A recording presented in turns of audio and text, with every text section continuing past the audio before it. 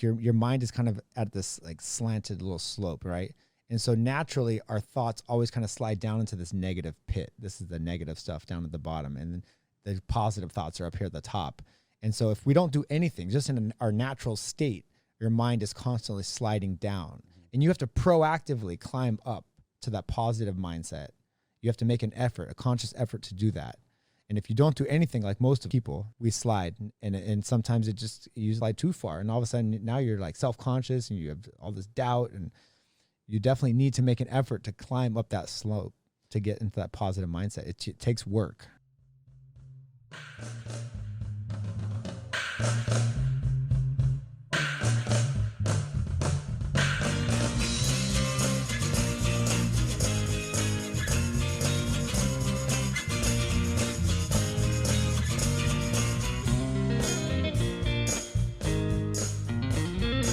Welcome to Fruiting Body Podcast with your host, Brendan. Today, we have another legend of a guest. It is Josh Hinger.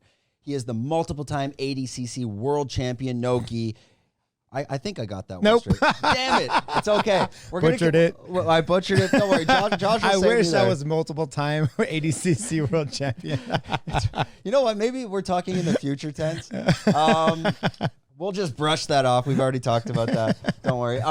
Today, we're going to be talking about, specifically with Josh in Thailand at Bangtao Muay Thai and MMA and his connection there. So more content about his stories. There's tons of stuff on YouTube, some podcasts, some great content out there. Go check it out. But we're going to focus specifically on Thailand, so that's to come. If you're sick and tired of listening to me talk right now, there's timestamps below. You can click and go watch different chapters, what Josh is probably chatting about, and that's probably why you're here. I'd love to check out my checklist. I'm going to get there soon. Where I'm perfect on it. Anyways, not yet. Fruiting Body Podcast is a medicinal mushroom company located on the island of Phuket. We're doing lion's mane. We're doing reishi. We're doing cordyceps. It's coming out January 2023. So be on the lookout for those products. It's all natural, all organic, and it is, I'm not going to swear, it's amazing. Last thing before we get this started. Actually, no, we're good. Let's go. Okay. So we'll kick it back over to Josh. Again, first, thanks a lot, buddy, for coming to join us. We know Alex is probably pissed off. He's not too happy. He was trying to get you to... Yeah, they were trying to get me to stay in the class. Yesterday, I taught the class Thursday morning, and there wasn't too many people because it was kind of unexpected. I had to cover for Alex because his dog murdered a cat, and he had to go take care of that. So I ended up covering the class, and then I think word got around that I was teaching classes now, and then everyone showed up today, and then I was like, oh, sorry, guys, I got to go. Yeah, because that class starts at what, like 10 a.m. 10 a.m. Yeah, because usually I see you guys getting going like right after Woody's HIIT class. Yeah. So I was doing a private lesson in the morning, and I was there teaching, and then people started showing up, and I think they just assumed I was going to teach the class, and then I dipped out. And oh, sorry, Alex. So, hey, this is for This is for the gym. It's okay. You know, we're gonna try to continue to promote it as well. Yeah. Well, we had a limited time frame we had to take advantage of, so yeah, that's why we had to knock it out today. So and we'll be in. You have a hard stop or? We're usually about an hour max. I don't care. Yeah. Okay. Anyways, we put them on the spot on live. So no, it's all good. We go until we finish. Yeah. Let's peel it back a couple layers. Yeah. First, again, like I explained to the audience, there's a lot of content out there, specifically with fight lore. I found that was a good interview piece of content that really dove deep into who is Josh Hinger and bringing it back to Turkmenistan. I said Turkmenistan earlier. And that connection, which brought you to Thailand. Could you kind of walk our audience through that, like your actual connection? What were you doing before and what brought you here? The first time I came to Thailand, like first time ever. Yeah, I was in the Peace Corps, serving in a village in Turkmenistan, in the middle of nowhere. This is just so you guys know, it's above Iran, just north of Iran, south of Uzbekistan, which is south of Kazakhstan, which is south of Russia. Right next to Afghanistan, in between Afghanistan and the Caspian Sea. This is Turkmenistan. It's just a big black hole of sand. It's a big sand pit, a black hole of knowledge. Anything that goes in never comes back out again. It's kind of like North Korea. Really? Yeah, it's like North Korea, but without the genocide. I've been to North Korea. Have you? Yeah. Oh, that's cool. Yeah. It was. That's a long one. Yeah. So it's kind of like that. The president's kind of kooky. He has like an iron fist, and he'll wipe you out and your family. It's all communism there. It's like the Soviet Union still exists. Yeah, it's like a small version of the Soviet Union that's still alive and well. Now, and he's kind of like Stalin. Is it easy just to go travel and visit, or do you need like places like Saudi Arabia, you need pretty It's high level paperwork. It's almost impossible to get there. Really? Yeah, you can't go there. Wow. Maybe like North Korea, you can sign up for a tour group. That's And they're going to take you to the capital city, and they're going to show you what they want to show you in the capital city, but you're not getting away from that tour group, and you're going to stay on that path. Wow, I didn't know that it was like, because I know the other countries out there. I mean, you got Georgia, Azerbaijan, like this whole area. Besides probably Afghanistan as well, but Uzbekistan, Kazakhstan, these countries you can travel freely. Kazakhstan is pretty easy to go to. Yeah. Uzbekistan, I don't know. Turkmenistan, nah. Definitely. This is a hermit country. It's very difficult to get there. You have to have a good reason. What's it like there? Like, can you again? Because I've been to countless countries, living in Asia about 12 years. What's it actually like there? You're saying it's. What do you mean by a sand hole? It's a big sand desert. Really? And it has 5 cities, and it's about the size of California, but turned on its side. And there's 5 cities sparsely distributed around the country. There's about 5 million people that live in the entire country. They have a massive amount of natural gas resources that they sell to Russia, and then Russia flips and sells to Europe. And so they actually have a lot of potential for they could be like Dubai. They have so much natural gas, but the government and the president specifically just keeps all that money, and the people are living in utter poverty. They're just farmers. They have to grow their food, otherwise they die. Yeah, I heard it's kind of like this in Brunei as well. That's the one other country I haven't been to in Southeast Asia.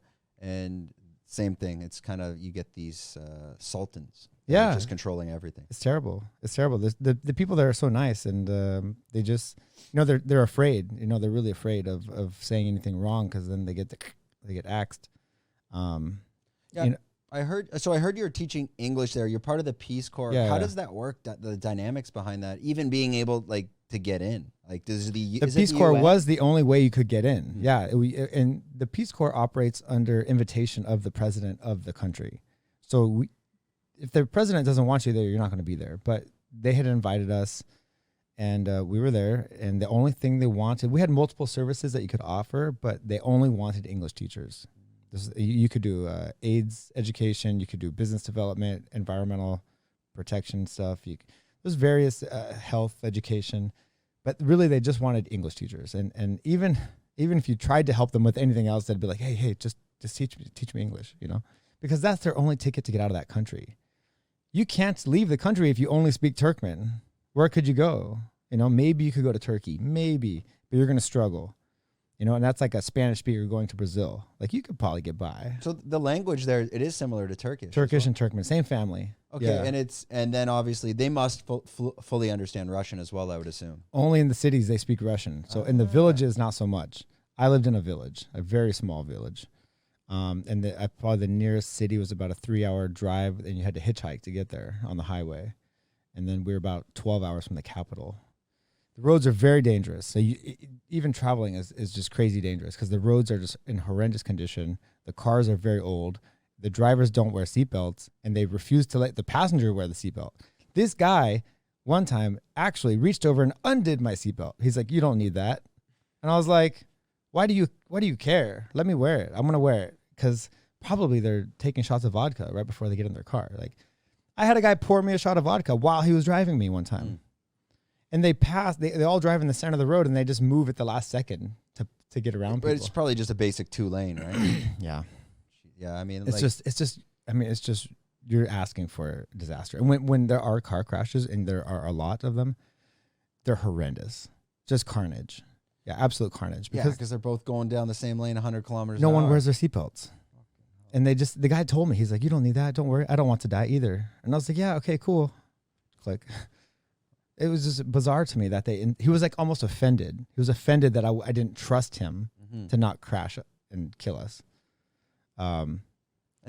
These places, I mean, I'm trying to visualize it, in terms of would you compare it to any, say Cambodia in terms of poverty, or is it on another level? No, it's not. A lot of families have their own little farm, and all the family lives in one house, and they do okay, and they trade whatever they have with their neighbors in the villages. They all kind of take care of each other. So in terms of suffering, they're not suffering. They have food, they have water, they have houses, but they have very little amount of money to actually work with if they wanted to go to the market. They're just trading eggs for potatoes. It's every day's hand to mouth. Like yeah. Just whatever you make that day. But they don't really need cash. Yeah. They don't need too much cash, actually. The natural gas flows for free to the citizens. And this is like a big talking point for them. They're like, oh, well, natural gas is free in Turkmenistan. And I'm like, yeah, okay, cool. Like they're like, is it free in America? And I'm like, no. They're like, Turkmenistan's so great, you know. But there's no healthcare. I mean, they don't know. Yeah, there's so many things that they don't have. They don't even have freedom of speech. They don't have any, you know.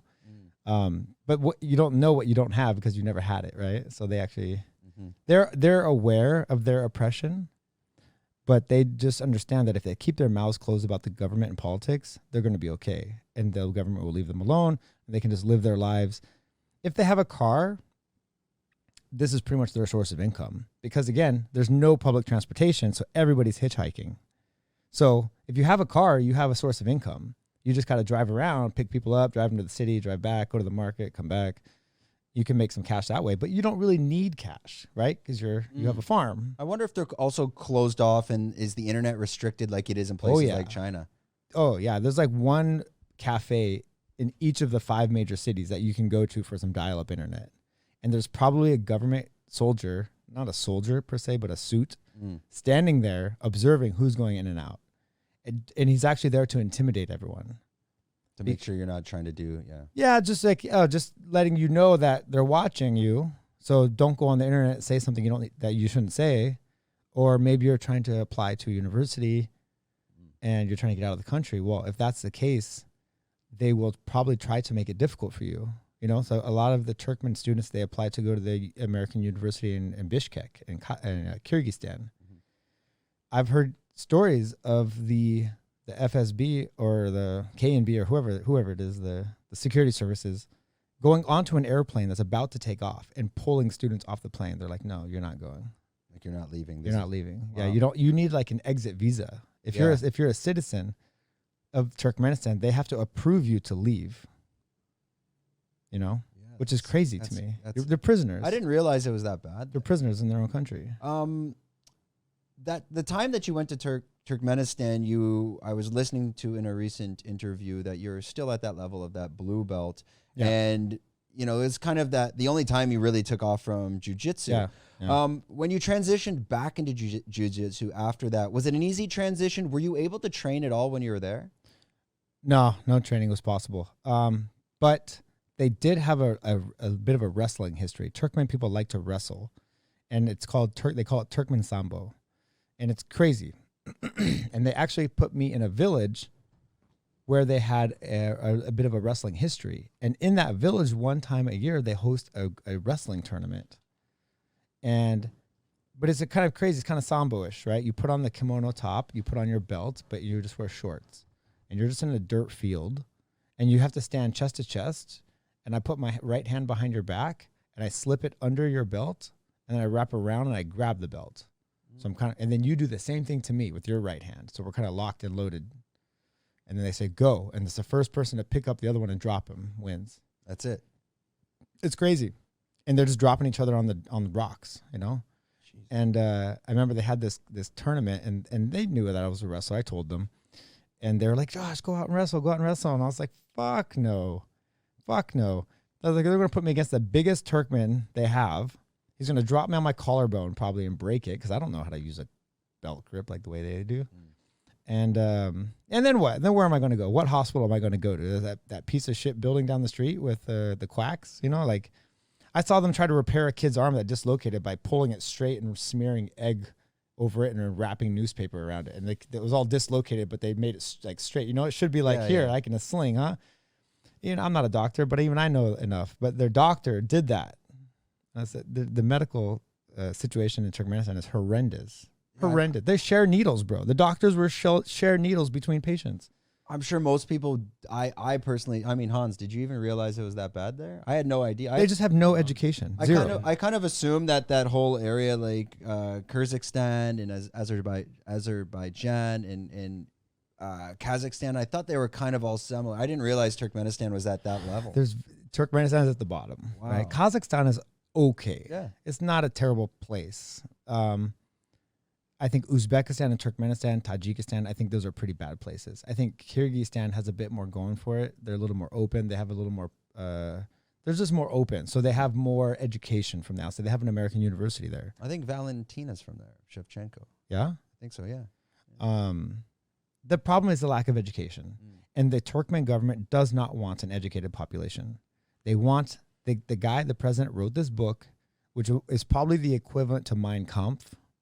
Right? It's just nonsense, just like babbling. Like it almost hurts to read it. You're trying to follow it and it's just everywhere.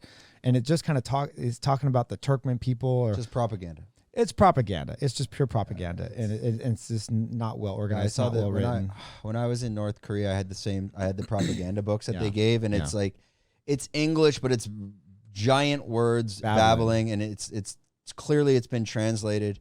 The worst part is when I left China, I left it at a friend's house, and then my friend lost this box of all my North Korean stuff. I ain't going. But that book was the one thing I wish I still had. But yeah, it's the same thing. You're reading it, and like the imperialism of the greatest overlord of the number one master, and blah blah. Oh my! You're like, what the fuck is this? There's the kids in grade school study this book like it's a textbook, and the president would tell them, if you read this book cover to cover 3 times, you're automatic guaranteed go to heaven.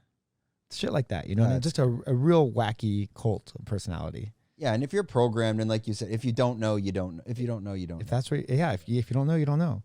Well, on that note, that connection to Thailand. Yeah. So, anyways, I was in Turkmenistan, and it's a government organization, so I'm required to get 3 weeks vacation every year. So for my 3-week vacation, we went to Vietnam, and we stopped over in Thailand first. And then we went to Vietnam, just me and my buddy. Hans, actually, was his name. Oh. Yeah, he was a half German, half Mexican world traveler, spoke 7 languages. And I thought, are you half Mexican, Hans? No, I can't live up to that. Just imagine, but he looks, like he acts and looks more Mexican than he does German. His father was German, but his mother was Mexican. So you look at this guy and you're like, oh, clearly he looks Mexican, but his name is Hans. And he speaks 7 languages. Very interesting character. Just a quick shout out to 5-Star Marine. 5-Star Marine's been helping support this podcast. They're basically just kind of covering our bills so we can operate, and I'm not out of pocket every other month. But go check them out. They are it's like a VIP speedboat tour company on the island of Phuket. They're doing some great stuff. If you don't want to deal, with the typical salesman selling you speedboats and taking you to where you don't want to go, these guys are the ones that are going to give you that private tour. So links in the description. Check that out. Great. And you guys you went to Vietnam, and then my understanding of the story is you kind of came back to Bangkok, missed the flight, but there's only one flight once a week. We don't miss it. The flight didn't come. The flight didn't. Turkmen Airlines. So that time you're there a week, were you just staying in Bangkok, or did you take the opportunity to kind of travel a little bit around? No, we stayed in Bangkok and raged. Oh god. Yeah, we raged. What was it, Koh San Road? Koh San, no, you name it. Yeah, there's definitely some the devil's den out there. Some of my DNA is somewhere on the asphalt of that street. I'm sure I got a couple kids out there running around Koh San. I'm specifically referring to vomit. Okay, I got you. That's why I said the street. Those places are. They're brutal. I mean, I can't. I'm 36 now. Like I find after 30 everything changed. Yeah, it's just like if I go out one big night, I'm done for 3. Yeah, and it's I can't party. I don't do it anymore. Yeah, and it's that kind of like Matthew McConaughey, Dazed and Confused, saying like you keep getting older and they stayed the same age. Yeah. I feel they get younger. I went to Koh-Phi-Phi like with my girlfriend a week ago, and like some of the kids there are like 17, and you're at the bar and just like it's crazy. You're like, I could be your father. Yeah. So like, I think that was the reality check about 2 weeks ago. I'm like, all right, fuck, I'm old. It's official. Yeah, I'm 40. So like I'm on another level. 36 was all right. Just wait until you pass like 38. Then it changes even more. Do you notice how that can affect like yourself as a professional athlete? Like, do you have to apply more rest, more stretching? Oh, yeah. What have you changed in your routine to be able to, stay competitive and stay at that elite level? You really have to prioritize self-care. Like it's a massive priority. And I don't stretch enough, which is my problem. I'm trying to be better about it. I'm doing more mobility exercises. Those have been a massive help.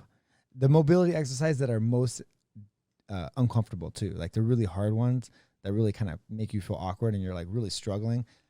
If you keep the routine, it gets easier. And I really found that helps a lot with just opening up your chest. Did you join the Bangtao's gym's new mobility class? I think it's at now. Anwar. It's at 11:30 now. Yeah. Are you in that class now or I trying haven't yet because I was just teaching that camp at Okay. Bangtao all week, so I didn't have the time to do it. I had a small window in the afternoon to rest, and I had to take advantage of that. But I am going tomorrow. Who's teaching that? Anwar. Anwar. Who is Anwar? I don't think I've seen this. He's very interesting in a very, I mean that in a good way. He's very nice. He really cares a lot about helping people. And he helped me out with my elbow, right? I've had this problem. I don't know if you guys can see. I'll put my arm kind of sideways so you guys see. I can't extend my elbow all the way. See how it's kind of kinked, right? Where this one I can extend all the way. You see that? Yeah. So I've had this problem for a few years, actually. And I don't know exactly what happened. I was just training one day, and then I finished training, and it just felt weird. And the next day, my range of mobility was just completely shot. I could move maybe this much. I couldn't touch my shoulder at all. You know, can you touch your shoulder? Yeah, that's normal, right? Most people should be able to do that, right? I can't even get close on this side, and I can't open it too much. It's a ligament, but it was worse. I have no idea. So Anwar got a hold of it. I've had a lot of massage therapists look at it, some physios. They just think I had some trauma, some hyperextension trauma. It was multiple injuries that happened in a short period of time, and in each time I got re-injured, it definitely hadn't healed from the prior injury, and then I went to the gym one day and tried to work out when it was still injured. And I think that was just the end of it. It just pushed it to that next I really fucked One up. second, I just noticed something hilarious. If you look behind you, we usually put this, see this light behind you here? It's the Christmas episode. No? Is it the Christmas? It's definitely not the Christmas. It's gonna come around Christmas. Yeah? So I was like, all right, we'll launch this on maybe, Christmas. Maybe we leave that. We will leave it. All right. Yeah, it's relevant to the season, right? All right, this is officially the Christmas episode, yeah. right? Yeah. So for that type of like rehab, you'll be working with Anwar, and So Anwar just kind of has a very different approach to loosening up things that have been maybe injured. And so what he explained to me is he believes there's a layer around the bone. He calls it the bone skin. I'm sure there's a more technical term for it. I don't know what it is. I didn't even realize bone had skin. But there's some kind of filmy layer, and it's basically like a sock on your foot. And imagine the sock gets rotated around your foot so that it doesn't feel quite right, right? You know, if your sock was like pivoted 90 degrees around your foot, it wouldn't feel right. It would still fit. So he thinks the bone and the bone skin have some slipped out of position, probably from repetitive motion. This is my guillotine arm. I'm constantly twisting and squeezing the shit out of it. I always just thought I just overworked it, you know, and I thought, oh, my tendons and ligaments are just frozen up. So he's trying to unwrap it. And so he's like grabbing a hold of the arm and he's kind of moving it around and he's like twisting it, kind of like, you know, you used to do those skin burns like this, kind of like that, but more with the bone. He's literally trying to reposition my bone in my arm. And I'm not going to lie, it was a little wacky what he was doing. And he worked on me for a straight hour and a half. I just laid on my back and he was just like twisting and pulling, and then we had to sit up. And I'm open-minded. I said, look, this guy probably knows more than I do, so I'm going to let him go do his thing.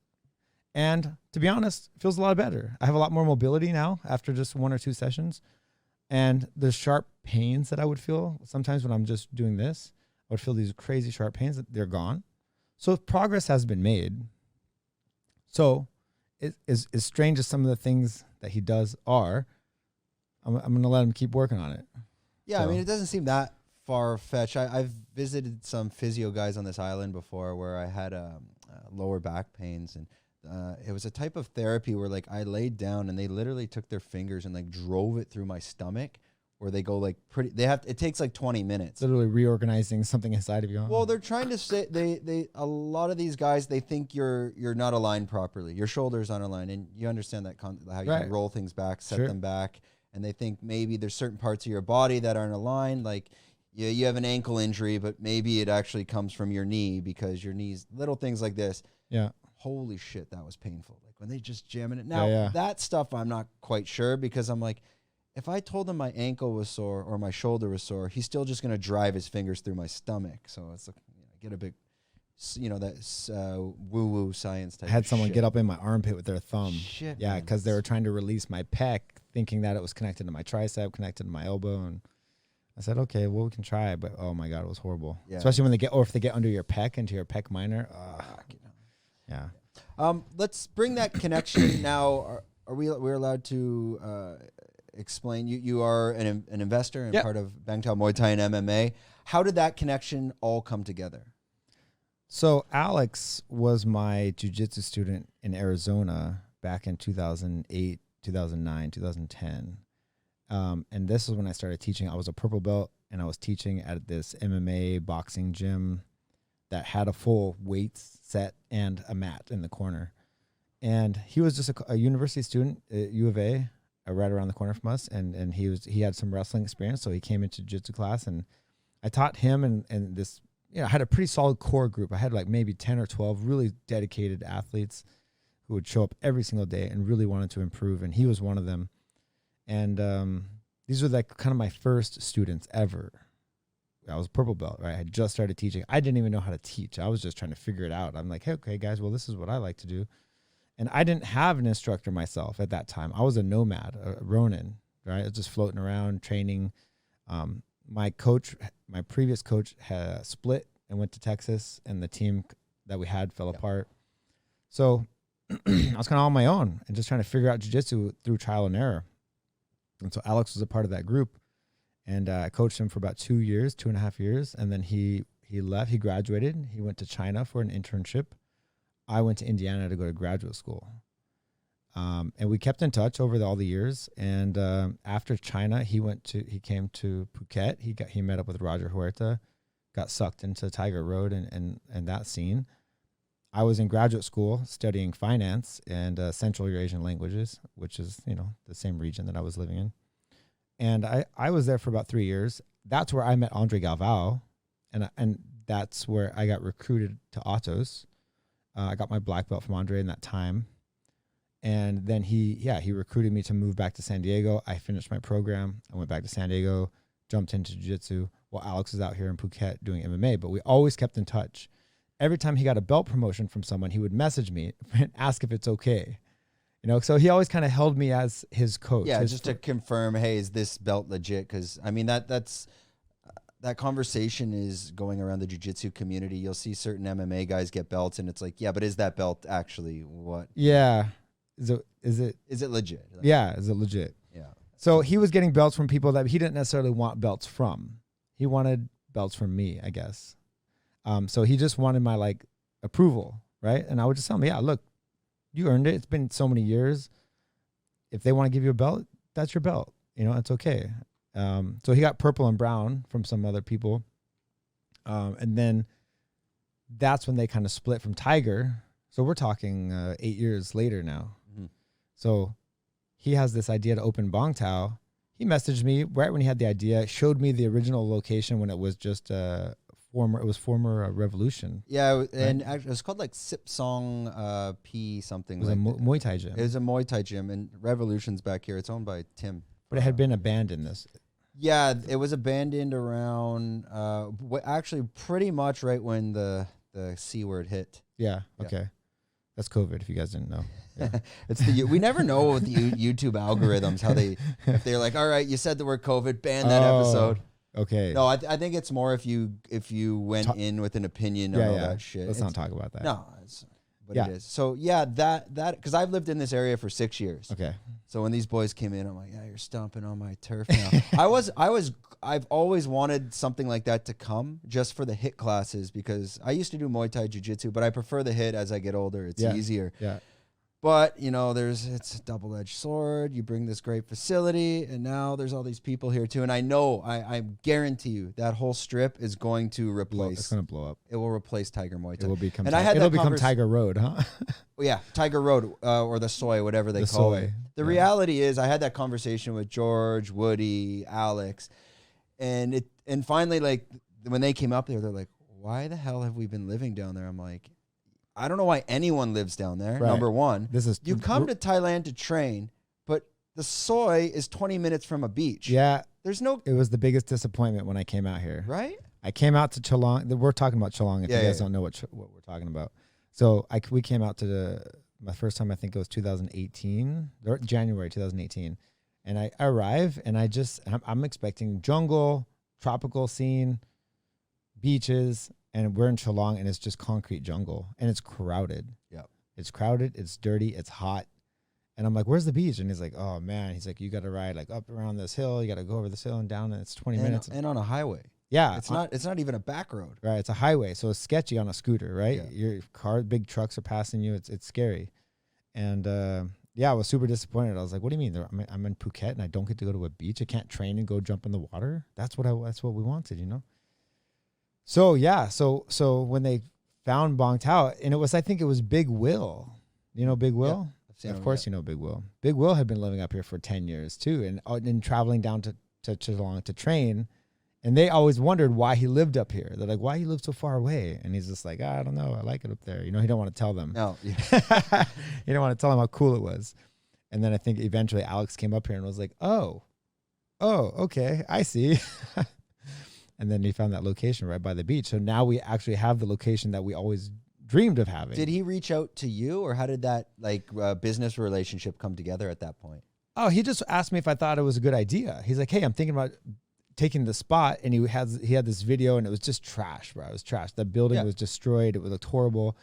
And I was like, yeah. I mean, because they were just doing classes at his house, right? Because Tiger wasn't holding classes. Yep. And Tiger wasn't holding classes, and they had that work permit that they could hold over their head, the work visa, and they kind of used that to control the guys. So they couldn't go work somewhere else, otherwise they get their work visa pulled.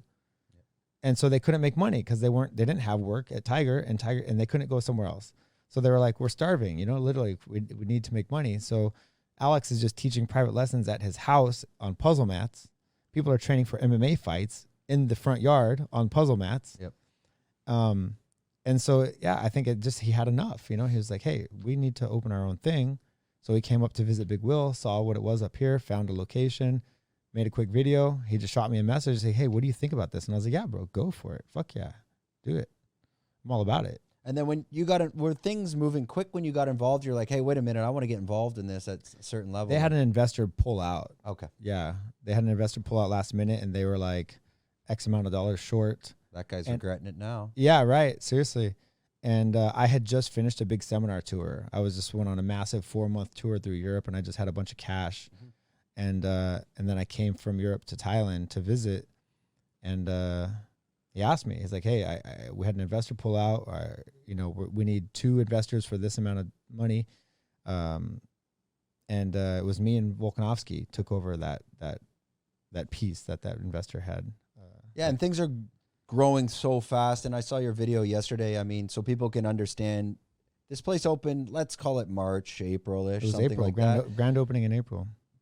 And pretty much immediately when I saw them show up and I saw 40 people in a BJJ class, before they started the construction, I looked at them like, you guys need to expand like now. Yeah. I'm like, that high season's coming. So you did a story on that yesterday. They're expanding. Can you talk a bit about that concept? How is it expanding? What is it going to look like? So we have 3 areas: the jiu-jitsu and MMA mat, which is the big mat space. We have the strength and conditioning area, and then we have the Muay Thai area. And pretty much all 3 of those areas are going to expand from what they currently are. But we're also building right next door is a 2-story building, right? And so there's going to be 2 boxing rings on the lower level, and then there's going to be a second level where we're going to have a new mat room, a closed mat room, like an actual room. We don't really have a room now, right? We're just kind of outdoors with a roof. So we could actually maybe put some AC on if we wanted to, you know, train in the middle of the day. But it'll be a closed room where we can climate control it. And then there's going to be more strength and conditioning space, more Muay Thai space, more boxing, maybe a dedicated boxing space, right? There's a Muay Thai space, and then we'll have a dedicated boxing space, more bathrooms, more parking.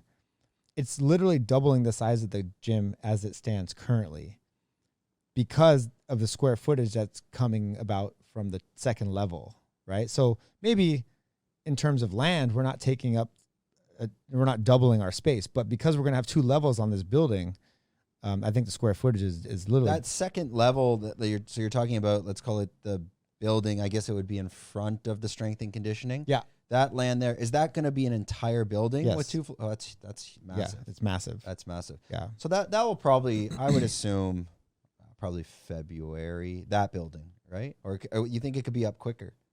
I think they're shooting before March. Yeah. So Yeah. I think February is accurate. Yeah. I understand how construction happens, and I know that that's not going to happen. I think probably if they say March, it's going to be April. Right. Yeah, probably. Or May. Well, then But a lot of the setbacks, the rain was just been insane. It's been brutal lately. Like, I mean, you were here before and it was raining, and you Yeah. came back and it's still raining. Yeah. I mean, you've seen it all. A lot of rain lately. I've been here, 6 years. I have friends here that have been here 25 years. Everyone you talk to is like, they've never seen this. This is insane. The wet season got extended. Yeah, you don't know. People call it climate change. I won't go down that rabbit hole in my thoughts on that. It's controversial. Right. Well, but Or it's is it? also, Is it? I I don't- think it's all a cycle anyways. I mean, Big cycles. big cycle. Like 10,000 1,000 years, like that cycles. Graham Hancock stuff. Yeah. I mean, it's gonna happen. I don't really think we can change weather patterns. I think we increase it exponentially, but I think everyone will agree with that. yeah. I talked to one guy on a There's a lot of evidence. a little rabbit hole on that, and he did make a good point. So I've always been on the school of thought that these weather patterns, ice ages, hot ages, it's all in a cycle. But I talked to one guy from the WWF, not wrestling, and he explained one interesting fact that I never even thought about. He said the problem is we are exponentially increasing, Speeding it up. Yeah. And he said it's not that that's really a problem, because it's going to happen anyways. But the problem is if you don't let that happen naturally, it fucks up the oceans, and it's specifically to the coral. He said the coral can adapt over, 20,000 years, but when you speed it up that To quick 20 years. to 20 years, Yeah. it can't. Nothing I can. never thought of it in that. It's not that just, perspective. it's just not coral. It's like everything. the entire food chain. Yeah. Yeah. So I mean, when I went to graduate school, the school that I went to was the School of Public and Environmental Affairs. There was an entire wing of that school dedicated to climate science. So I've just heard and seen all of it. And it is a massive, I mean, there's just mountains and mountains of data that you cannot disprove, right? You can't disprove what's happening. It's just massive amounts of data across all areas. The planet is definitely changing too fast, and we are not going to be able to keep up with it. And it's not that we can't. Humans are quite adaptable, but the plants are not so adaptable. Exactly. The animals are not so adaptable. And if that food chain gets fucked, we get fucked. Yeah. Excuse my French. Once the bees go. Sorry. I can't be dropping F-bombs. Yeah. I try not to. It's Yeah. It's a bad habit I have. over the course of the past 10 years. I just find like if you can get away from swearing, you kind of come across more I agree. like professional. I'm sorry. Yeah. All right. Cut the podcast. Yeah. So if the food chain gets destroyed, we're going to get destroyed too. And it may not be the end of humanity, but we're definitely going to take a hit. We're going to take a big hit. Yeah, and there could in be terms a of down population. spell of, who knows, 1,000 years where things are trying to come back to life. I Yeah. mean, certain. I'm worried about it. Yeah, it's some. I think that's the next. They always say the war on terrorism. The next one's going to be I think climate will The be war of water. the war of water. Yeah. Right. So I live in California. We have a massive water shortage. There's Well- a lake that feeds California. It's called Lake Mead. And we used to go vacationing on this lake every year. That lake is literally almost gone.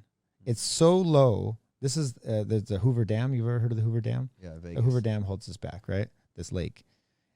The water level got so low that the pumps can't pull water out of it anymore. They had to build a new pump at a lower elevation to get the water out of the bottom of it. We're just sucking out the bottom of it right now. And when that water is gone, what does California do? Or Las Vegas or Arizona? All these southwestern states are going to be out of water. And if it doesn't start packing snow onto the Rockies, and that snow melts into the river to create the river, to create the lake. Also, the Hoover Dam creates hydroelectric power. So if there's water not flowing, now we're losing power. So what's going to power Vegas? That's where Vegas gets its power from. So what are we going to do? Like, we can't make water come out of nowhere. Like, this is a big issue. Like, no water, no civilization.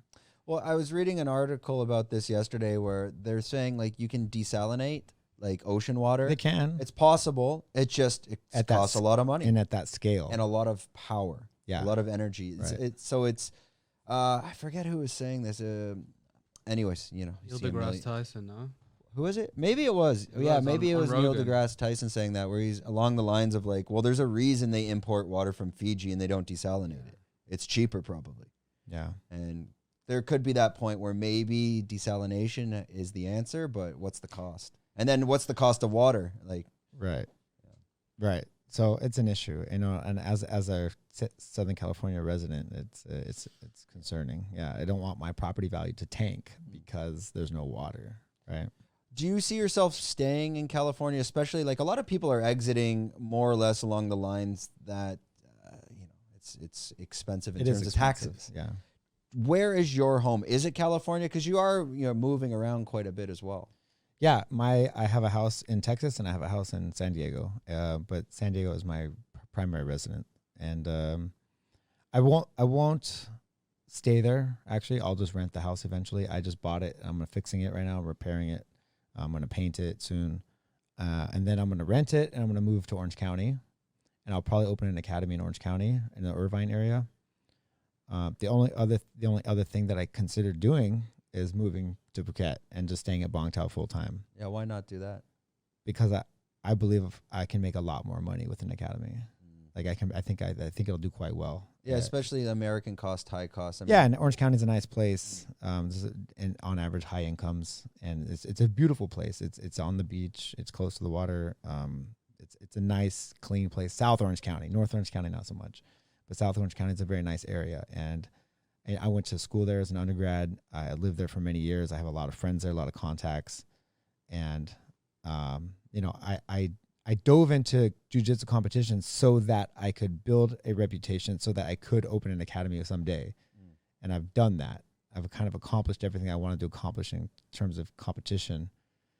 And I've even surpassed it. But I think now it's time for me to start thinking about the next phase of my life, which is I'm 40. I don't need to be competing anymore. Like I can go out there and scrap with the youngsters, you know.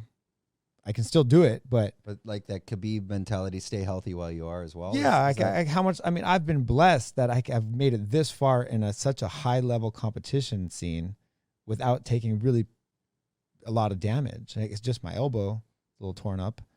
My knees have had some surgeries, but is that kind of the roadmap of someone that, like, so I was listening to one of your interviews and you're kind of saying your parents were pushing you like, hey, your only options are, what are you going to be, a wrestler? You're going to go to the Olympics. There's no money. Are you going to go into coaching? Like this was in high school. In high school, that's what I wanted to do. Right. I said, I just want to wrestle. And they're like, but there's nothing in it. You can't do that. And then the only option maybe to make a business is always going to be the coaching. But you said, well, no, I want to actually compete.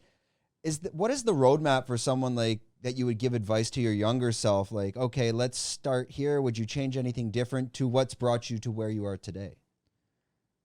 Well, it's so interesting actually, because I think a lot of competitors believe that they need to compete and win titles so that they have the credentials to open an academy. But actually, there are thousands of academies around the world ran by people who were never competitors and are very successful. And I have quite a few competitor friends who are my opponents, actually, who have academies. And they told me, they said, look, you're going to open an academy and no one who signs up is going to know who the fuck. They're not going to know who you are. They don't care about your competitions. They don't care about your titles. These are just people who saw a jiu-jitsu place when they were driving home. They were curious. They wanted to come check it out. And they have a career and a family, and they don't care anything about jiu-jitsu competition. And they're going to be white belt, brand new people. And that's going to be the bulk of your income at your new academy. And they kind of make you realize like, oh, all those years competing were kind of a waste. Because actually it's not going to matter. The people that sign up are not going to be signing up because you're a world champion. But now your level of teaching experience, you know, internally, your quality is going to be at another level. 100%. I'm very confident in my service. Yeah. And I have vast amount of experience in terms of competition and just training and preparing for competitions and practicing, teaching. I teach seminars. Well, you can't teach seminars if you don't have a reputation. You don't have something to provide, a good service. I have guillotines, I have monoplatas, I have a good little system that I can teach that I'm known for. So teaching these seminars has over the years made me a much better instructor. And, you know, I was teaching the kids at Atos for 5 years and I was teaching the beginners class.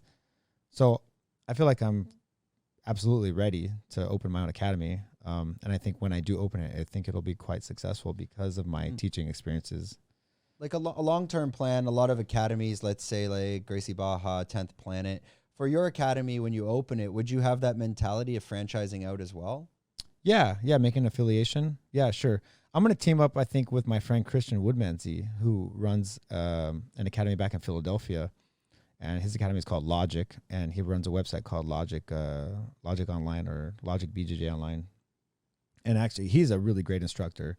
And he's done a lot of competitions, but just is a real great leader. And so we're going to team up, I think. And he already has an existing affiliation, so I might just jump on board with him, kind of absorb him and his affiliation, and we might just start working on that together, and then build a new gym on the West Coast, while keeping a hold of maybe what he's already creating kind of like these affiliates, like even if they're different academy names, like you're kind of partners in that sense. Yeah. Like Bangtao is is more like is an affiliate, is my affiliate.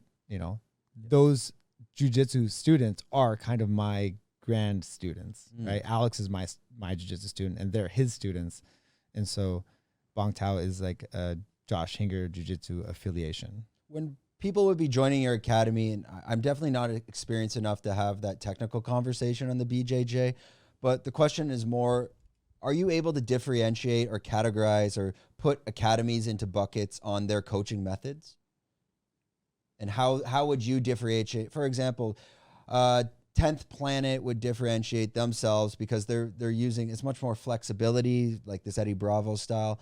Your style, like how would you define your coaching methods, your style, your gym? Like my jiu-jitsu style? Well, when you go to build that gym and you're going to be training these people, I'm your students, I'm assuming you're going to be training them based on what you know and your experience, and they're going to be mirroring that. Okay. So what I'm not going to do is raise a bunch of competitors. Okay. Right. I don't want competitors. Kyle Terra talks about this a lot, or not a lot, but sometimes. And he says, look, jiu-jitsu gyms don't make money from competitors. Competitors are actually a pain in the butt. They always want to train for free. They want to take up all your time. They require the most energy and attention. But they don't pay the bills, right?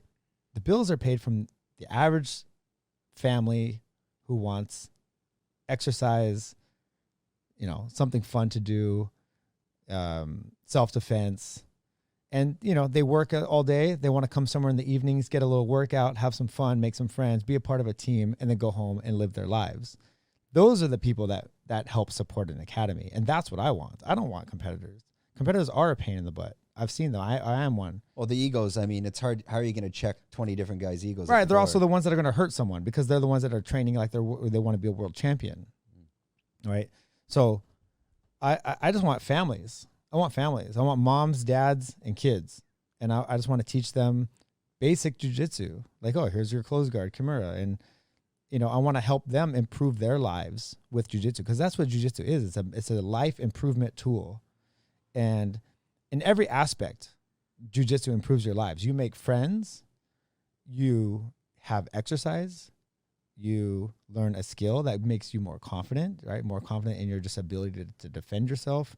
Or if, God forbid, you get into a physical altercation, right? You don't need to start throwing your hands, right? You know how to defend yourself and just coordination, just basic coordination, knowing how to fall, I've seen people get hit by cars while they're riding their bikes, and because they know how to break fall or know how to fall on a mat, they know how to land on the asphalt so to minimize their injuries. Happened to me one time. I got hit by a car riding a bike, and I rolled over the hood and I landed on my feet on the other side of the car because I know how to do a forward roll. I think, and I had a conversation. There was this girl, Nomad Julia. She's kind of helping gyms around here create their Instagram content, and we were discussing back and forth, and kind of clicked with me that community within martial arts. It's also another form that you would only be able to get if you went to the army, and you're creating that not just like the community, but the discipline, and other people, they're able to lift you up as well. Meaning if me and Hans are in a class today, and he's going, hey, are you going at 5 p.m.? I'm like, I'm not feeling great. Come on, man, you got to go. Yeah.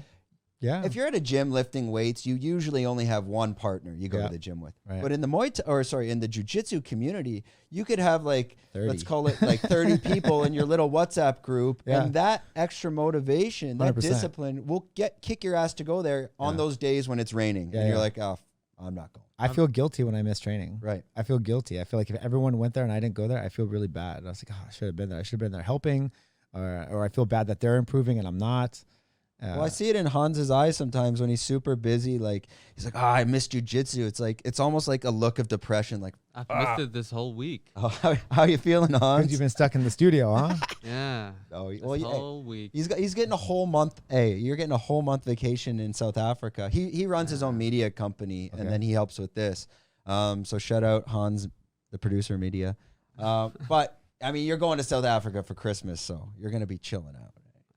I'll be working, and I'm also joining that CIT, Performance Institute, where you know Dricus Duplessis. He's fighting this weekend. He's fighting Darren Till. He's fighting Darren Till this Oh, weekend. yeah. Darren was just at Bangtao. Yeah. So I'm gonna stay active if I cool. can. But I think for anyone, like, for me, my routine is like I need to sweat once a day, or I just need to be in the gym, even if I don't want to be there. And it's always the first step when you really don't want to go is like, just put your shoes at the door. Yeah. And once they're there, you're like, okay, well, I have to go now. And that's why I was kind of comparing it to the Army in that sense, where that discipline and camaraderie and community can really kick your ass and push you to go. Because like you said, you feel bad that, maybe, and also That's where all your friends are. it could be the competitor as well. I remember when I was doing jiu-jitsu, one of the reasons I would try to go, and I was going 3-4 times a week.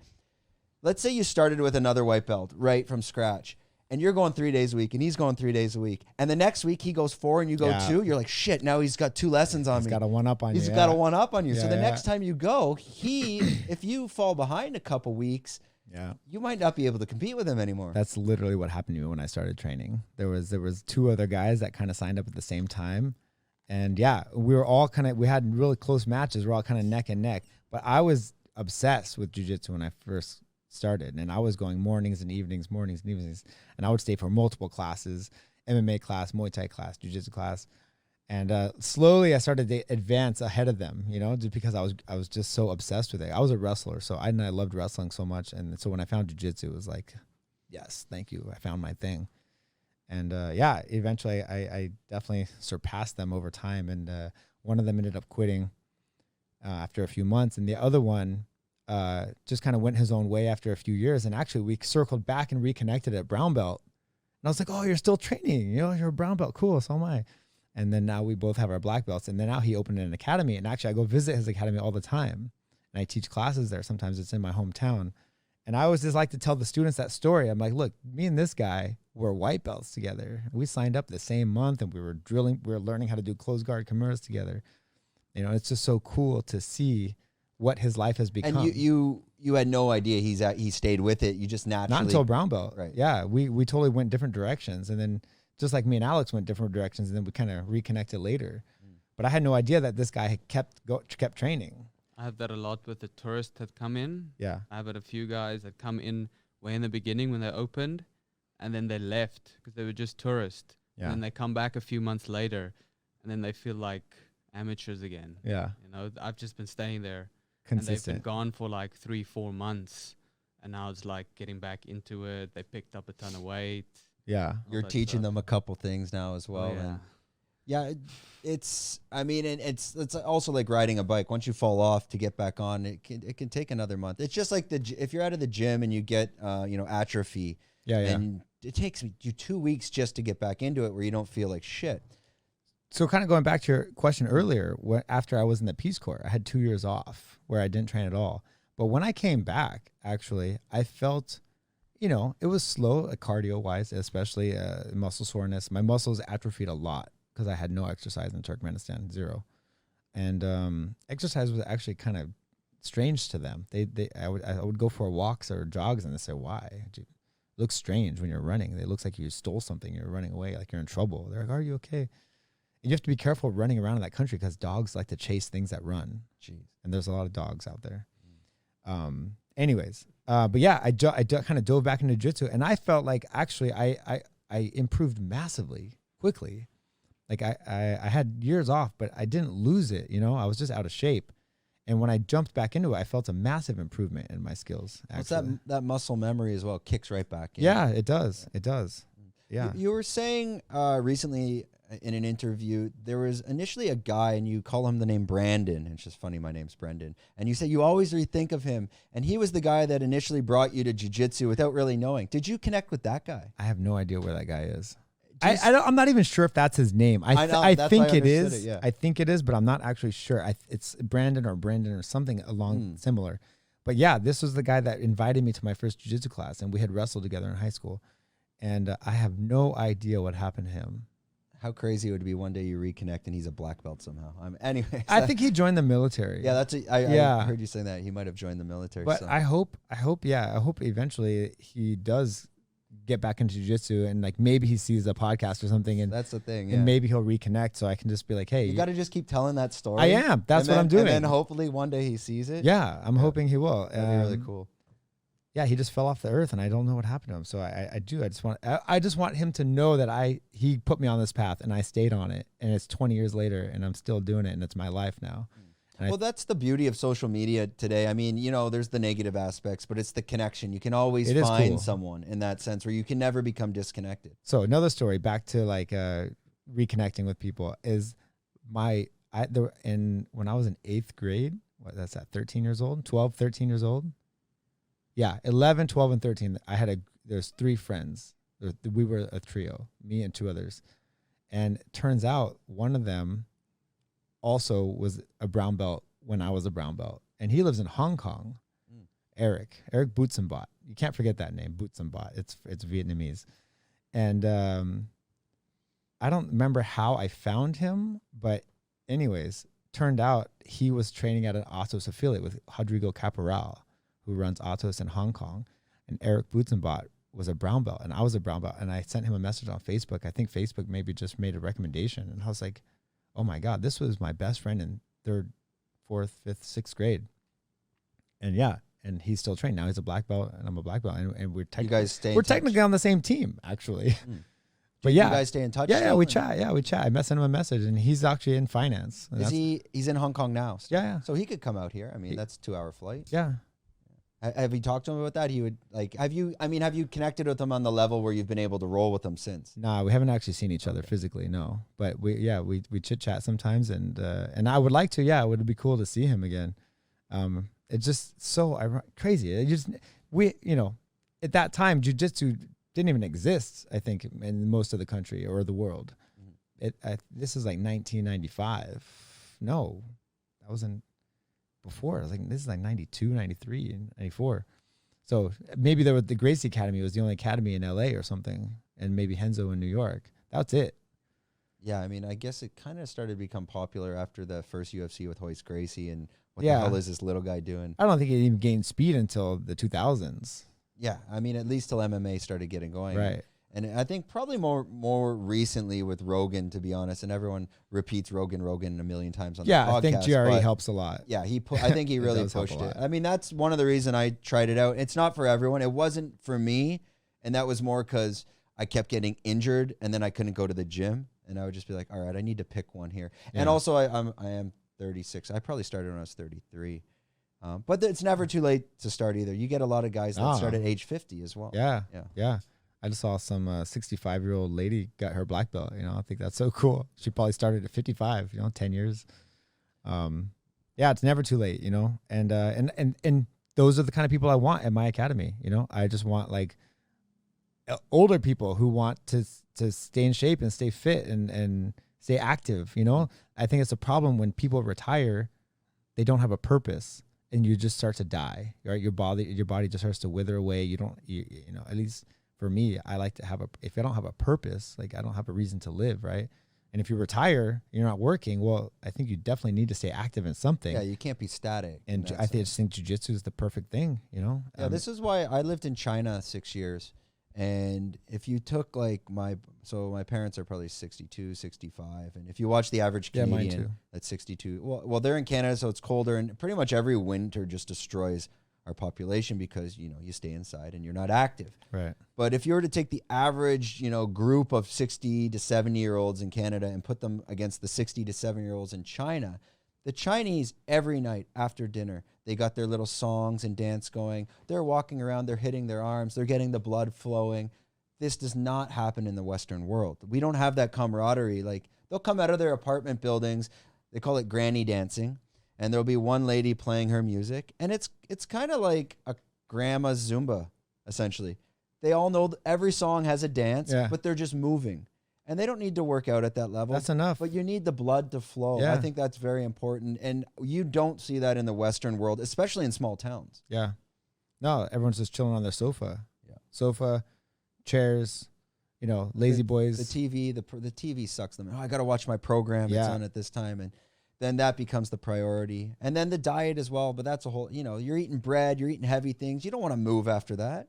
So anyways, I think that's my conspiracy side. We had Zhang Weili on the podcast and you're in her corner. Before we jump on that experience, there was a story that she told and you commented, you're like, whoa, wait a minute.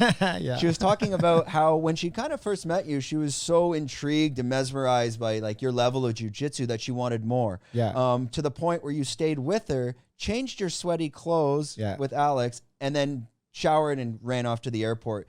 That first introduction and that experience with Zhang, can you give your side of the story? Yeah. So I came out, this was April this year, 2022.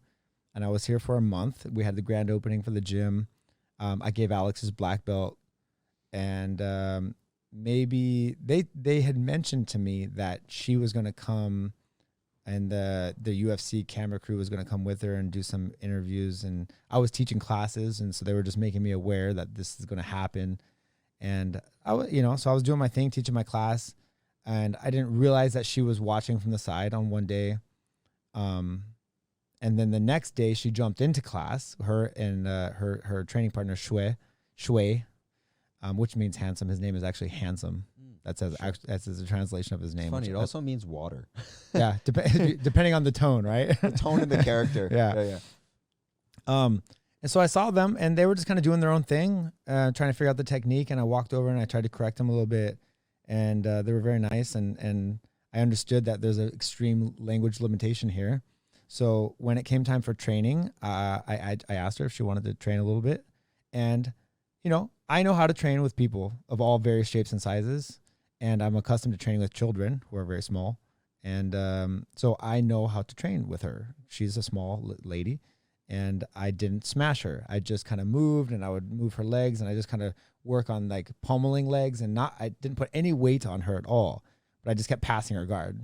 And she couldn't understand how I was passing her guard so easily without actually smashing her and using physical strength and weight.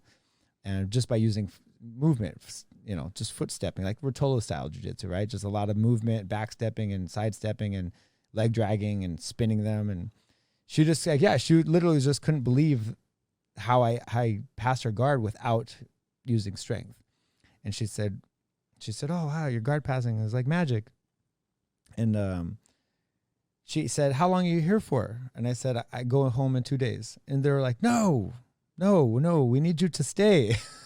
She's like, I need you to help me, train me for 2 weeks. And so we were using a translator to have these conversations. And the translator was like, they really want you to stay. And I was like, yeah, but I have a seminar schedule and flights booked. And I'm like, I have a thing. It's like, I can't miss one. If I miss one, then the dominoes start to fall and then I'm going to have problems. And she said, they really want you to stay and they want you to name your price. And I said, oh, it's that kind of a conversation. Okay. So I came up with something reasonable, but I explained to her also that she has to rebook my flight and pay for that also. Because I had a flight. I was supposed to go to San Diego and then go to Chicago. Well, I skipped the San Diego leg. I just cut it out. And I said, look, I can give you 9 days. There's a week and 2 days. And here's the price for me and then my ticket price. And she said, we sat down, we had a meeting with the translator and the manager and we worked it out. We had a plan. I said, okay, we're going to do 2 times a day, every day, morning and afternoon training every day. And that's what we did. Yeah. We banged it out for 9 days and every morning, every evening.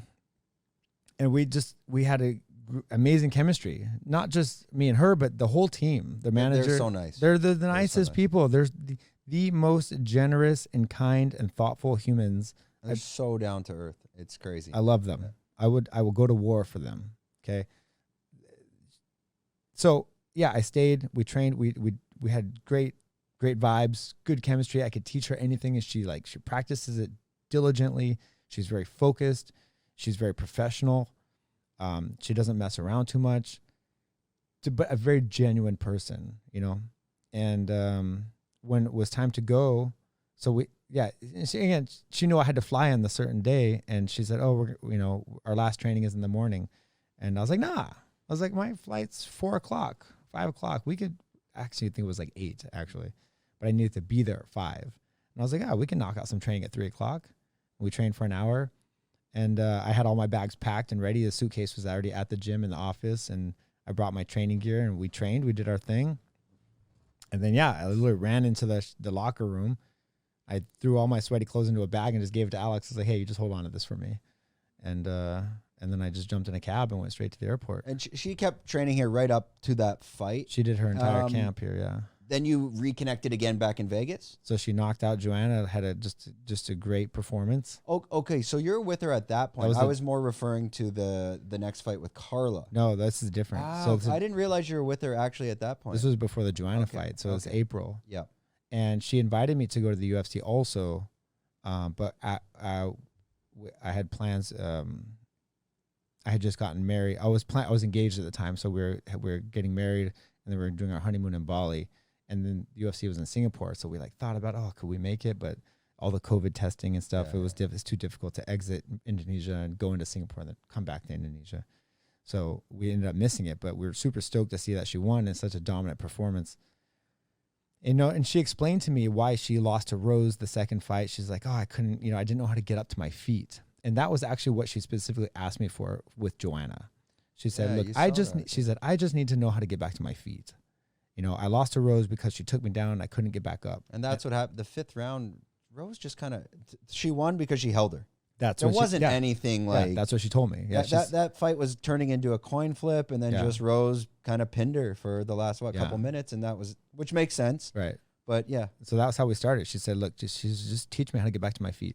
And so I showed her using butterfly hooks, making space, getting up on your elbow, using the overhook and whizzer. And we just had such good chemistry, and she had such a great result from that fight that she said, let's just do it again. For the Carla fight, she hit me up. She said, hey, I'm going to the United States. I'm going to fight Carla. I need your help. Carla's a wrestler. She's going to try to take me down. I want to have some good jiu-jitsu. And so, she did a month of training here in Bangtao, and then she went to Las Vegas to the Performance Institute. For about a month almost, I think. 6 weeks. Yeah. Yeah, 6 weeks we were there. And I joined her. Okay, because I didn't think I saw you out here when she was here after the Joanna fight. Yeah, they came right back. They came back and kept training. Yeah. And then when she flew to Las Vegas, I was coming home I was in ADCC camp. That's why I wasn't here in Bangtao. I probably would have come back and kept training with her also, but I had to train for ADCC and do that. And then I did a seminar in Italy, and then I went home for 3 days and then went straight to Las Vegas. And then she got an Airbnb, and I just took one of the rooms inside the house, and it was great. I mean, we were together all day, every day for 6 weeks, just me, my wife, and Team China. And were you surprised what she did to Carla? Because I mean, not at all. I'm pretty high level MMA fan in that sense. What she did, so she pretty much had her in a crucifix at one point. Yeah. I knew that was. I'm like, when everyone saw it, even people who were watching were like, where did that even come from? Yeah. Did that come specifically from the BJJ training? Where you're drilling that? I literally showed her that on the first week. That was absolutely insane. Because that's what the question of that fight for everybody is, if she gets taken down, is she going to get up? Yeah. And I think she wanted to be taken down, it looked like. That Carla had nothing for her on the ground. Yeah. And then when she put her in that crucifix, everyone's like, oh, this fight's done. She put her in the crucifix twice. Yeah. First round and second round. She had no chance. So everyone... Did you get hit up a lot after that? The question right away from anyone that doesn't know who you are, first of all, where did she learn that, and who's her coach? Yeah. Were you getting hit up congratulations? What the hell was that? I got just a flood of messages. Yeah. And just a lot of thank yous from Chinese people. Yeah. All of these Chinese people messaged me. They're like, thank you for helping our champion. Thank you for helping Weili. Thank you for helping us. Because I think so she's going to go back to China for China New Year. She said she's coming back here again. Will you be back here and training her for her next fight? She's literally flying, I think, now. I think it's today the 8th or 9th. Yeah. Oh, she'll be back here. No. What's today? The 8th? Today is the 9th. 9th, yeah. So I think she's landing in China today. Okay. I think she left Vegas. They've been in Vegas this whole time. And I think they just flew on the 8th. Yeah. And they're landing in China on the 9th. Because when I talked to her, she's basically explaining, I haven't had Chinese New Year in 2-3 years. I think Chinese New Year is probably I think it's later January this year instead of February. And then after that, I'm assuming she's right back to Bangtao. Yeah. And I would have to guess she's probably going to fight that Amanda Lemos girl. I hear that name a lot. I would guess. Yeah. Now, obviously, she's not going to Brazil. The time's impossible. I think that Brazilian card's in January, so not happening. But then that Amanda Lemos has great jiu-jitsu. So will you be back here with her and kind of... And we'll do the full camp together. Right. Not just 6 weeks, but I'll probably do 8 or 10 weeks with her. Yeah, we're all in. We're determined to make her the best pound for pound, like top dog in the women's UFC. You know? We might even eyeball the belts at 125. Well, there was a bit of the Valentina Shevchenko chat. Now, from what I've seen, her jiu-jitsu, like if you're going to go 1-to-1 with Valentina can wrestle and has takedown defense, but her jiu-jitsu, I think, takes her.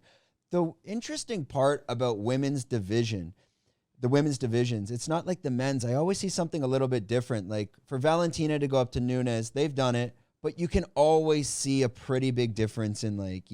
Like Volkanovski will go up to fight Makachev. And I think you're going to see the difference there. But when you're watching guys like Kevin Holland go between like your welterweights and your middleweights, you don't see much of a difference. Now, Zhang Weili, she is a shorter girl, and she's probably a little bit shorter than Valentina. But is that the goal? Like, let's get her to that fight, and that's kind of that's the one that's really selling the pay-per-view cards. Well, I think there's no one that is really a big threat to Valentina in her category right now, right? No. I mean, that Maya tried. That was kind of close for one round. Oh, she fought that Brazilian girl, and then it was really close, her last fight. There was an accidental headbutt that just like split her open. It was a close. They're going to rematch that, I think. Yes. I think Weili is the only one who can go up and actually give a good fight to Valentina. Weili cuts a lot of weight for 115. Like, she really suffers. And I think, take it from a guy who's been weight cutting for 20 years. I've always performed terribly when I cut weight. And when I go in as a smaller person, but healthier, I have a banging performance. No one will put a point on me. Every time that I've won Nogi Worlds at medium heavyweight, it was dominant. And I was 5 pounds under. And no one would score a point on me. I would handle people because they would get tired, and I would have a real strong cardio. Is it the mental hydration being drained there? Could be anything. It could be anything. Yeah, I think mental exhaustion from weight cutting. Yeah, I think just not having that stress on your body. So I'm confident that if Weili doesn't have to do that weight cut, the thing is she will still have to cut to make 125. It's like she's not just walking around at that weight. Yeah, she'll probably like 5 pounds. She won't cut. Yeah. She'll diet. She'll diet it down. Maybe she'll cut a few pounds, and she'll probably try to keep herself at, I don't know, 130 or something.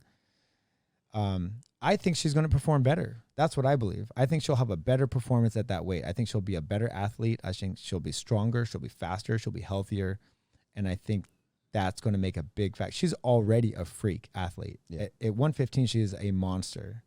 She DC, says she's the greatest athlete of all time. And it's hard to argue with, man. When you're at Bangtao, when you see her from like the let's call it the fanboys perspective. I'm not going to name names or anything in that sense, but when you see her training compared to other people that are also professional in the gym, it's day and night. Yeah. That girl, like when you drive in and she's kicking pads, you're generally like, who's in here? I've trained with her on the Saturday mornings. That's how I got my relationship with her. I was doing translations for her during when Woody was doing a hit class or Shaw in the mornings. Yeah, cool. And then I got close with her coach and the other two guys as well. Your Chinese is pretty good? Good enough to at least explain when she's like in those classes and she's never done them. Yeah, sure. And I could explain enough to get her going, and so she wasn't, because her English isn't that great, but she's actually going to be with an English teacher here, a guy named Alex. They're going to have some stuff going on. She's working on it. She wants to improve. And she will get good here because you're forced to speak it. Like when I lived in China, you have to speak Chinese in China, or you can't even take a taxi. It's a nightmare. Right. Otherwise, you need a translator, and it's a bit annoying. But my point was, when you watched her in those HIIT classes on a Saturday morning where she doesn't even need to be there, and what's good is she's surrounded by a solid team. Those two other, I would call them younger guys. Yeah, they're younger. They are they're beasts. So they're all pushing each other. Yeah. I try what I always try, like a guy like Frank. He is an elite athlete. Like, that's not competing. So, like, I'll watch Frank, Zhang, and then those two guys. And if we're doing some sort of circuit where, maybe it's 5 rounds and, 5 different exercises, I'll legit try to keep up with them. I can maybe do 2.5 rounds where I'm neck and neck, I'm going. And then they're just gone. Yeah. And they hold that pace for like 40 minutes. You're like, how is this even possible? And sort to end my point on that is, there's also other pro athletes in the class. They're not even close. Struggling. Yeah. So it's interesting to see greatness and to see, like, future Hall of Famers, and not only like, not even just a champion, but legit future Hall of Famer, best of the best. And when they compete, and I saw the same thing in Yuri too, when he's training. Yeah. And that kind of pushes you. Yeah. And that's great to have in the gyms, especially like guys like yourself, because if you don't have those benchmarks, and when you're getting started, you don't know where the ceiling is. Yeah. Yeah. I've tried to bring my like a very focused obsession with like hard training to Bangtao, and Alex had to like put the brakes on me a little bit. He's like, these are not professional athletes. Like, these are people who are just want to train and learn. He's like, if you push them too hard like that, maybe they're not going to come back. I think but they come here. I would argue that. I would say, if you're coming here to Phuket and you're coming to train, you've come here for the reason to train. Yeah. Go rest. Go do your massage. Yeah. You're not here to play. If you want to go play, go to some Mickey Mouse gym in Rawai. Right. You're at Bangtao Muay Thai. This is legit. If I'm coming here and I see someone like yourself and someone like Zhang and these pro athletes in the gym, I'm going to try to reach that level. You're not going to do it, but you might as well give it a go, I think. Yeah, this was the time. This was like before our grand opening, when we were just having open training every morning. That we didn't even have a class schedule yet, and I was trying to push these guys super hard. And then, like, I think there's a time and a place for it. Like, maybe the 10 a.m. class is not the time for that kind of push. Maybe the 4 p.m. MMA class that's the time for that kind of push. And it's all right. See, I would think I would do it I work out in the mornings, because that's when I have the most energy. That's when we have our competition trainings are in the mornings. Yeah. So that's, for me, the 10 a.m. class is like, that's go time. Like, no messing around. We're gonna grind through this. We're doing 10 rounds. Let's push till we're dead. But like, he had to remind me, like, actually a lot of the athletes come here in the morning to learn technique, and then they want to come back at 4 p.m. Well, if you murder them at 10 a.m. Okay, I see. Maybe they don't come back to the class they need to come back to, which is the 4 p.m. class. That makes sense. And they're getting their rest in between. Me, it's because I got to work, so I push my ass at the 8, 9 a.m.s. But sometimes I was doing pretty good in doing twice a day and going to the HIIT, but man, by 5 o'clock, I'm gassed. Like, mentally, it's hard to push your ass there. Okay, before we wrap this up, because we're always trying to keep it under, what are we, hour 10? Oh, we already passed an hour. Hour 10, yeah, it flies by. The Google algorithm has the gun to our head. They told us we have to be under an hour 19. Oh, that's the magic number? Between 50 to an hour 19. We got to keep it in there. Okay. Right when you go outside, like, everything just drops off. What we learned about YouTube is, like, when you do long form content, there's actually like different categories of people who watch long form content. Okay. Meaning, like, there's the guy that will watch the 45 to an hour. Yeah. Then there's the person that will just watch 1 hour and a half to whatever. Interesting. But you got to kind of stay in that little thing. So fuck you, YouTube. Anyways, one last question. So you had your match with Tai Rutolo, and that was at ADCC. Yeah. You won that. You did quite well in that competition. Thoughts on that, and will you continue to go back to those competitions? Yeah, if they invite me to the next edition of ADCC World Championships, I will do it. I will. I'm not going to go out of my way to go to the trials and try to earn a spot. if the invitation comes, I will take it. But I will probably have an academy at that time.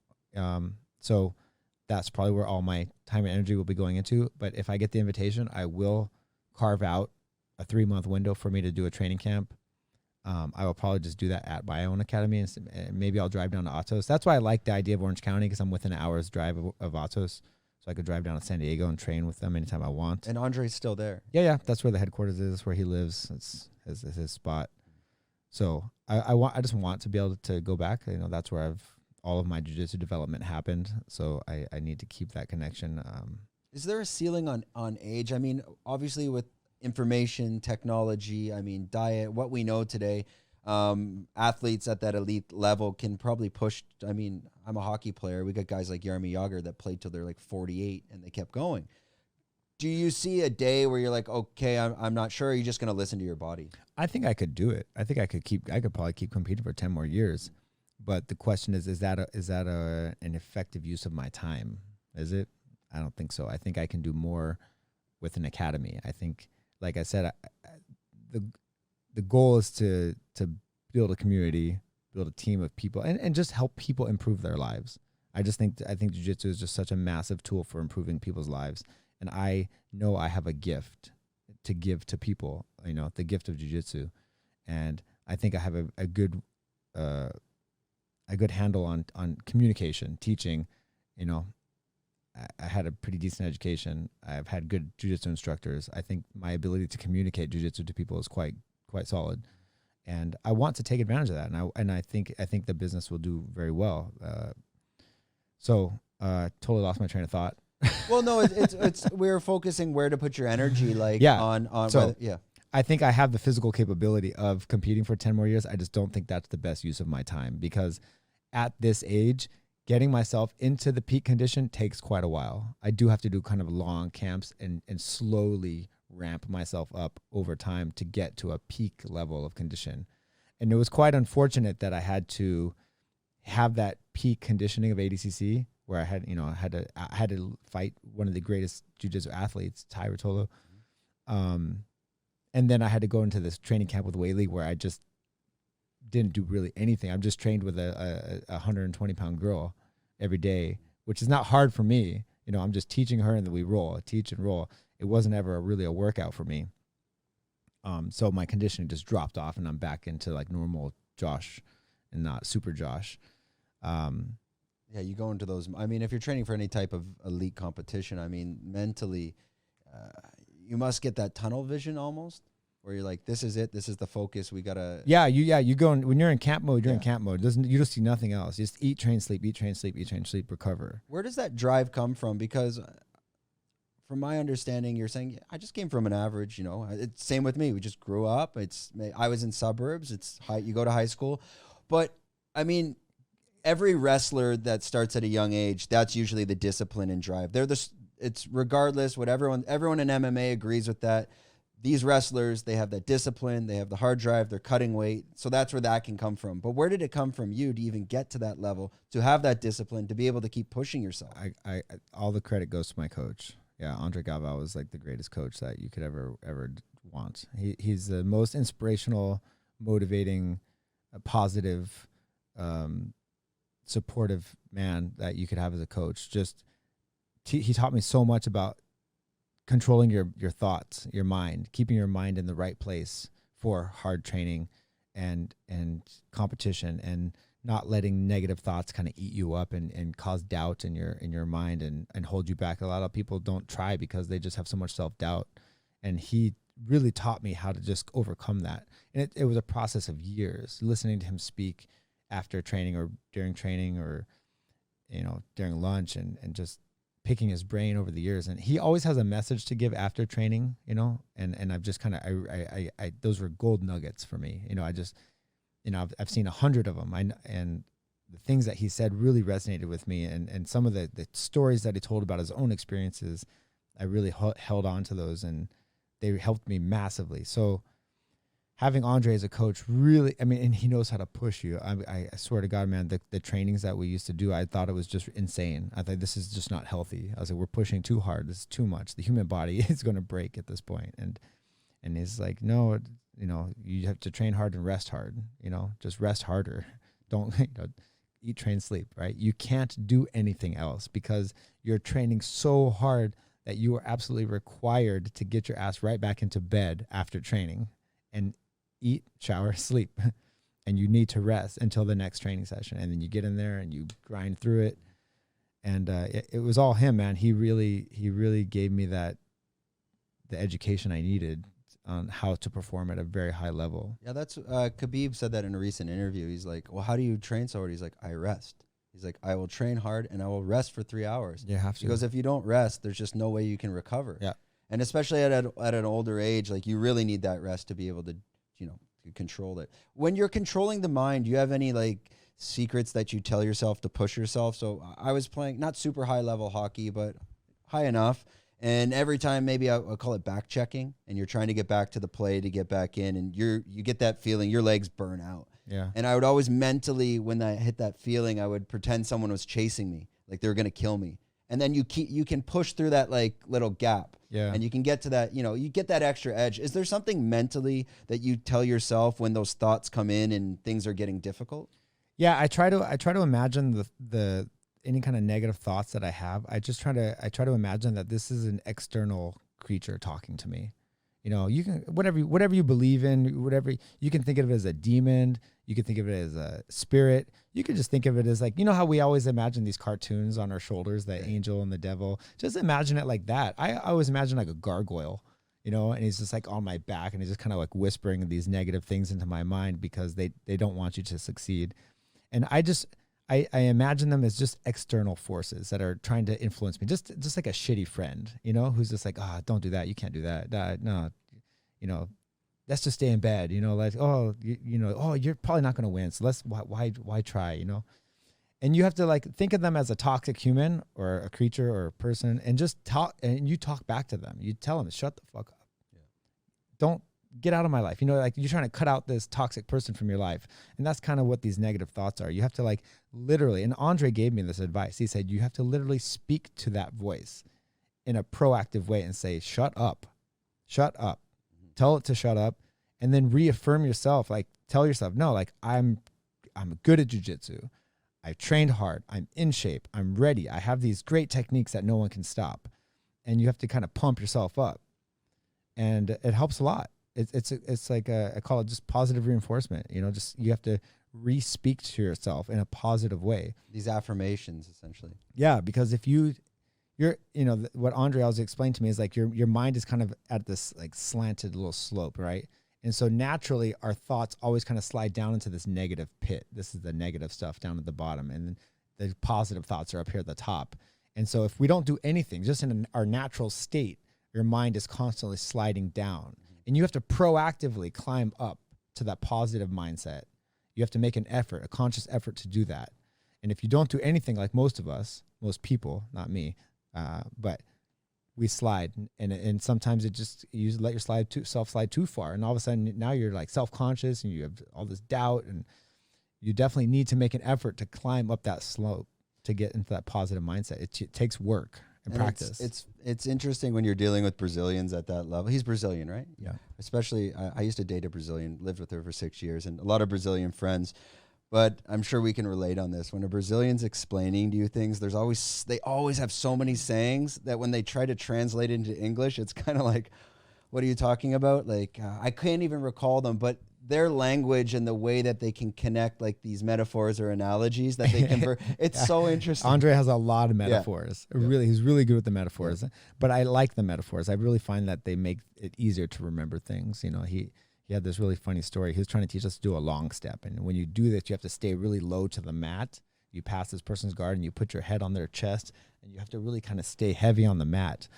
And he said, imagine that there's someone over there with a machine gun shooting at you and you have to hide behind this person's body to not get shot. And I thought, wow, what a graphic analogy. But this was like 10, 12 years ago, and I still remember it like it was yesterday. And when you're in that position. Yeah, I always remember that. It's a great analogy. So it was very graphic and unique, and but I never forgot it. Yeah. Are you incorporating those teaching methods into your stuff? Oh, yeah. I love analogies. Yeah, I love like stupid little stories. I I talk about when I talk about grabbing people's chin and when you layer your hands. I said, look, this is like a cheeseburger. You know, I got the meat, the cheese, the lettuce, and I talk about like I call something a snot rainbow. I have a snot rainbow technique when you have to put your nose on the mat and you have to kind of like crunch your abdomen and make an arcing motion to make a guillotine. And I say you have to draw a rainbow on the mat with your nose. And so like imagine it's a snot rainbow because you have snot. And that's how people can connect to these stories as well. They're able to, you know, visualize it. So then it's not so dry, like it's not dry theory in that sense either. And with kids, you know, I use a lot of animal analogies, lobster claw grips and stuff like that. So yeah, any kind of analogy it helps people remember things, and it's a great teaching tool, and it's something that my coach used and something that I use. And I've had people come back to me years later and they're like, I remember the cheeseburger chin strap. Well, there's so much technique to learn in jiu-jitsu that you need to attach it to something to allow the brain to connect and recall it as well. Well, I think the 10th planet system gets a lot of heat or criticism because they made up all these new names for the techniques that already had names. Yeah. But I said, well, maybe that's their way of remembering, you know? And in coaching, maybe when they go to ADCC, they're able to communicate and they have their own language. True. Also, right. I think that's also true. Okay, let's wrap this up. YouTube hates us now for this. No, I'm joking. I'm just gonna kick which camera, Hans? Where we at? It's like hot ones. This camera. Which one? That one. Okay. Josh, if you could just let the audience know and where they can find you, whether it's Instagram, it's a website, any type of information, and what you have coming up. You said in March and possibly April, you do have another seminar. Yeah. So just let them know. Yeah. So you can follow me on Instagram, Hinger BJJ, or on Facebook. My athlete page is Josh Hinger BJJ. If you want to check out my old podcast, which I'm not actively creating anymore, but we have about 45 really cool episodes. It's on the mattburnpodcast.com.